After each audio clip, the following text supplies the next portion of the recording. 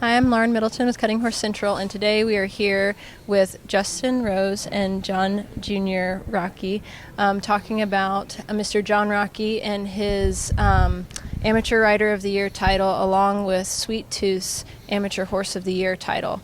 So I want to open this up with if you were to describe John to people who didn't know him, how would you describe him?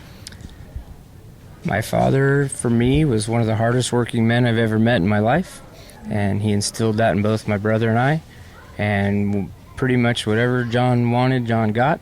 Whether it took hard work or dedication, it didn't matter. Whatever he wanted in his life, he went ahead and got. Mm-hmm. I would say John and I were together for 47 years, and so partners in love and life and business. In business, he really was the teddy bear of the business, and I probably held a little tougher line than he did in a lot of those areas, but smart man. He went after stuff in life that he wanted, whatever he tried.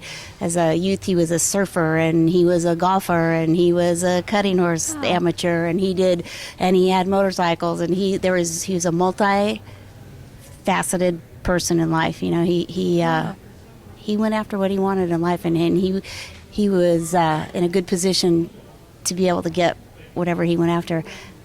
And he was a little bit of a spoiled brat, but he was a teddy bear really in his heart, you know. Mm-hmm. And really the cutting horse family brought out a side of him that a lot of people that knew him didn't even know that he had it. Because like when he first passed, and people said, "Oh, we loved your dad, and he was such a good man," and John and Justin said, "That our dad they're talking about? Is that for real?" But you know, good man through and through, and well respected in a lot of arenas in his life. So yeah. Well, first off, he was my dad, and you know, I knew him for 45 years, and I'm gonna miss him. But you know, carrying on with the legend of it. I met Russ Westfall this morning at 5:30 in the morning to try a horse, and me and Russ teared up a little bit, and Russ said it best. He goes, "Your dad's a man's man." That's why I got along with him, and if I told him we had to be here at 3 o'clock in the morning, he's here working, and it's hard to beat hard work. You just can't do that.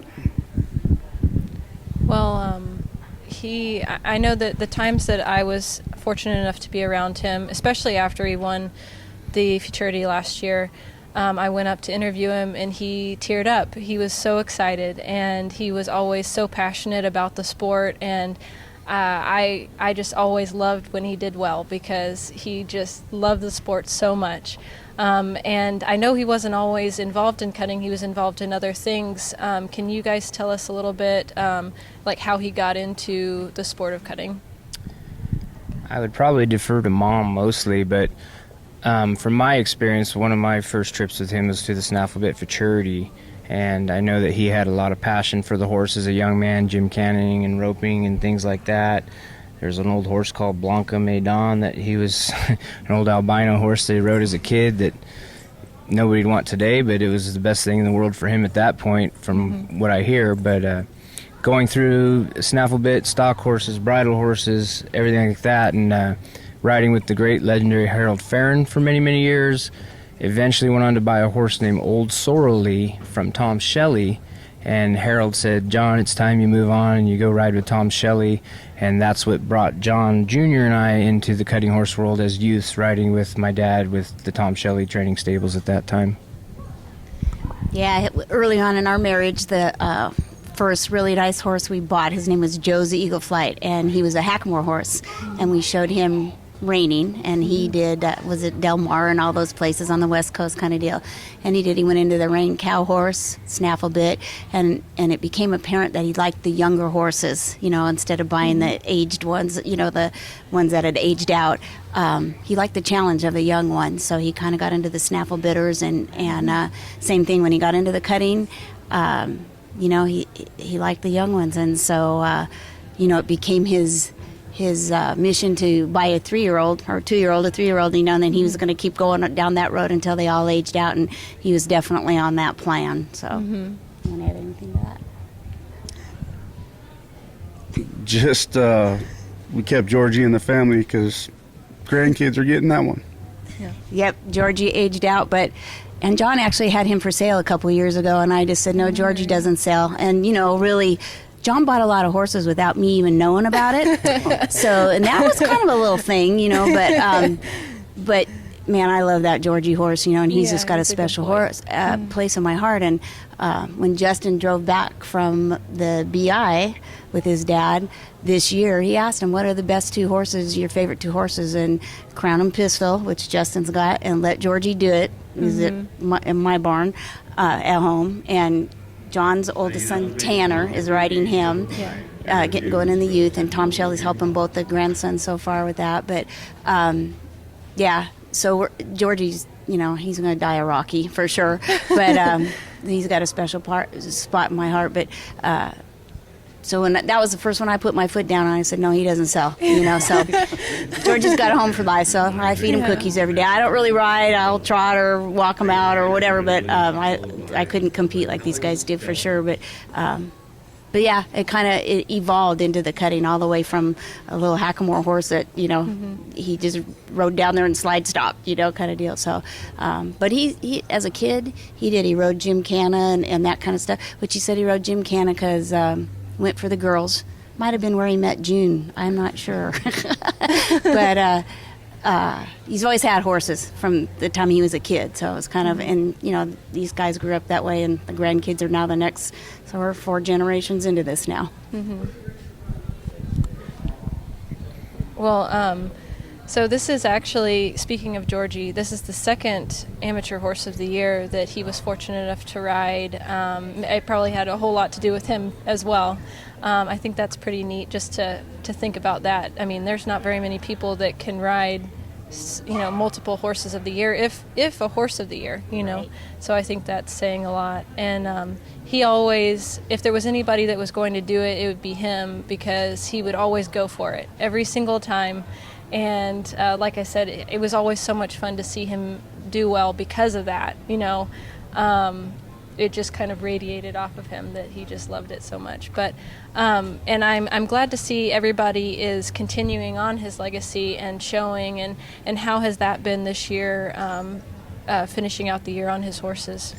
Well, it's been pretty incredible. When we lost him at the Derby there in Vegas that year, I played golf with him the day before, and then we go to Vegas, and him and my wife are down flagging horses, and he says, hey, I'm going to get some groceries, we're going to have dinner, and then we lost him very shortly after. But the three of us sat down as a family. We had to have a meeting. One of the first things you have to address is the animals. They're alive and they need to be taken care of, and we sat down, the three of us as a team, and we made some decisions within a few days after his passing. And I spoke up for myself, and I said if there's one horse that I would like to keep, it would be Durango Kid. Yeah. And we knew that he was a very special horse, which I think he was reserve horse of the year last year on that horse. Yes. So he's 16, he wins it on Georgie. Didn't have much luck in 17, 18 comes back, does well on Durango Kid. Then was like, I'm not going to be denied next year with Sweet Toothe. We're going to get this done. Yeah. So some tough decisions for us, but thank you, and God bless the Westfall family. They stepped up, and Russ and I and my wife and mom, we did some work and we got some things done, and we decided to keep Durango Kid, which I went on to show this year, which the first time I went to try him at Russ, I flew down here during the Derby. I said, let me try him before, everybody wanted to buy him. So I said, I need to try that horse first.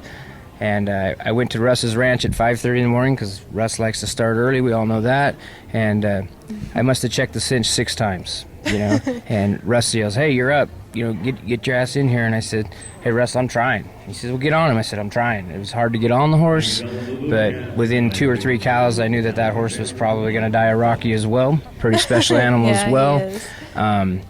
We asked of Russ to try and find us a good buyer for Sweet Toothe, and we couldn't have found a better buyer for Sweet Toothe than who got him. She loves him and adores him, and she nipped just a few points at the Cotton Stakes, I believe it was. She got just an extra few little points on him to keep him in the Horse of the Year running, which we couldn't have been happier for her and that horse. And Clay and Kelsey, they were the breeders of that horse, so that's important for them.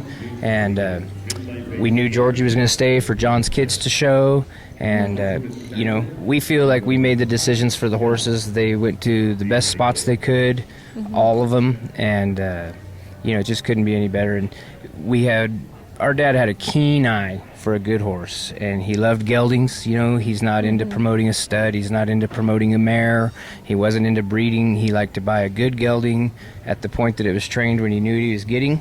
And he liked shapy horses and low hock, all the good stuff we all like. But he was very very into riding a good looking one as well. But he picked good ones, and he put them in the right spots for training, and he took them down the road to the right spots to where you could win the max points and the max money. And dang if the guy didn't have a plan that has proved a couple times here now, for sure. Oh, yeah, definitely. And so this evening they're going to honor him and honor the horse. And how does it feel going and for him, like all the stars, like you guys said, had to align for this to work, and it's so special. How do you feel going into it, and how it all came to pass that it worked? Well, John and I had talked about it, and we had a plan, and my brother was very confident in me, and he says, what about keeping Sweet Toothe, and you're the kind of showman and the kind of competitor that could get this done. And I said, I've won $12,000 in the show pen. I got no business showing a 4-year-old for Horse of the Year honors. I'm going to go ahead and try Durango Kid.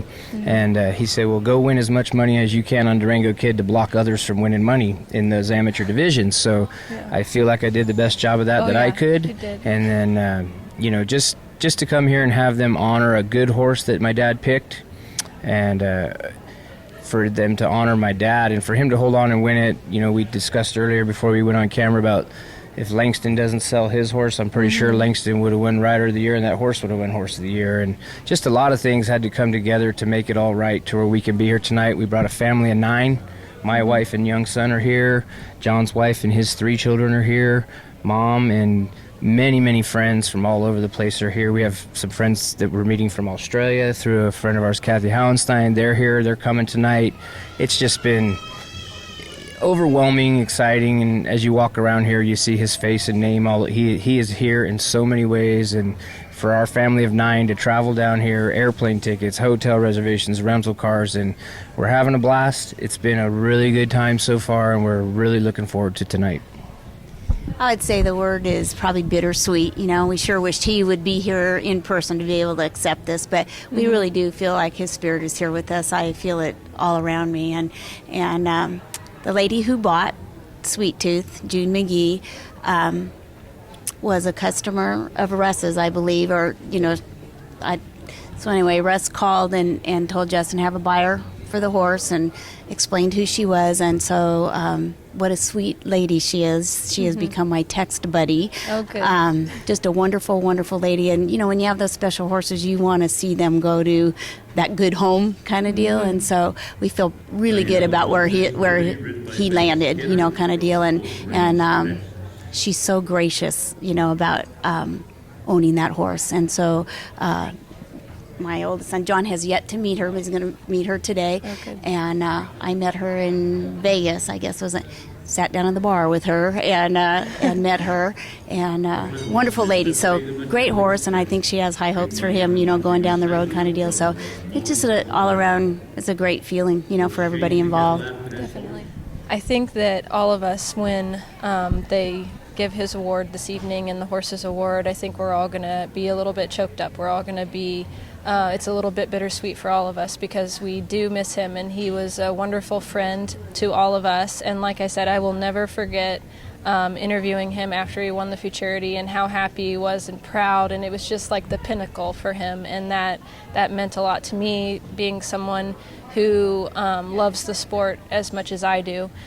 So we're really looking forward to this evening, and I appreciate you guys sitting here with us. Is there anything else you want to add before we go? I think from my family, and not to speak for you guys, but we just like to thank the cutting horse people in general. When we were in Vegas, and it smacks you across the face. The Gahn family at South Point helped every way they could, and Phil Benedum and the guys at Pacific Coast did everything possible to do everything they could do for us there. And the ladies here in the NCHA office have been communicating with my wife Beth, and just everything y'all do. The Cutting Horse family, it is a real thing.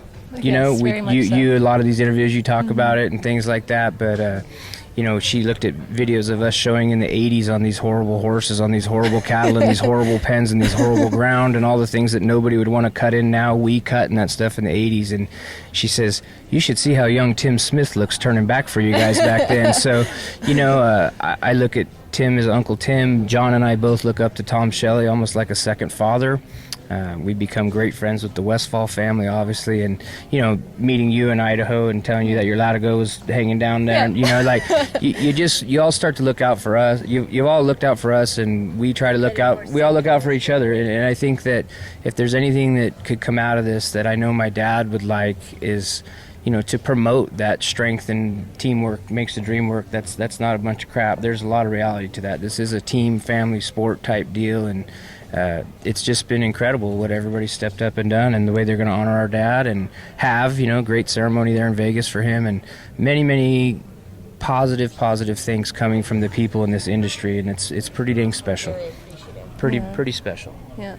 Well, I mean, I know that he would always be the front person, you know, ready to help people, ready to support people. So I think everybody's happy to at least be there in that aspect for him and for you guys. So I really appreciate you guys sitting here with us and talking with us, and I hope you enjoy this evening. Thank you. Thank you very much, you guys. Thanks.